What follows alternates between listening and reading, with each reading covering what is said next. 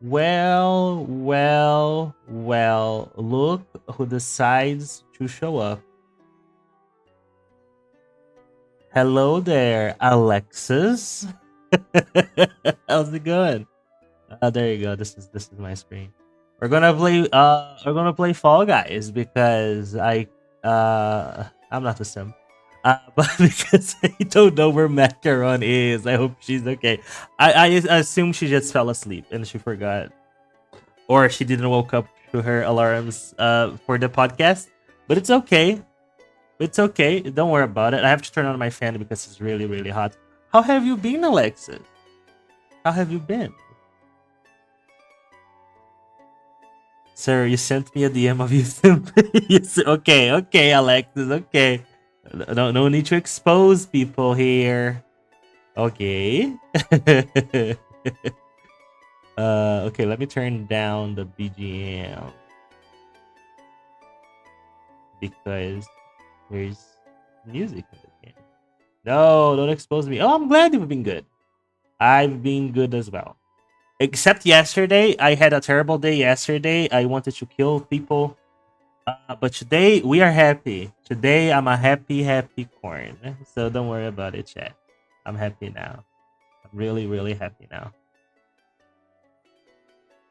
Don't worry about it. I'm fasting. Oh, true. It's Ramadan the night? I don't know if it's actually Ramadan or it's something else. But I heard it is. I heard it. Yeah, I heard it's the case. I don't no, don't be scared. It's okay. It's okay. Don't worry about it. That's why I'm playing Fall Guys because check out the new Discord over shit. Shut up! I don't want to check the new Discord overlay. Where's there you go. Oh, I see. Damn. I imagine you're very hungry. Why is there no sound? There's supposed to be sound here, I think. It's okay. Starving. Sorry to hear. Sunday or Monday is the okay. So at Sunday or Monday, it's the time where you get to eat. Captain Obvious. Okay, Alexis. Coming soon. No, where's my no, I need my controller. Why is my controller not connected? There you go. Yay! We're playing game. Dynamic duos. Complete as a duo over multiple round team game. Sure, I can have a duo. I'm eat everything I can. You know what? I respect that. You should. That's what I would do, Chia. Let me go to my stream manager real quick. Don't worry, but don't look behind the curtain. There you go. I can see you guys better on the stream manager thing. Okay, so I'm playing with a team, which means that I need to be carried or I need to carry someone. What's this? Why is there no music? Why is there no sound? Game?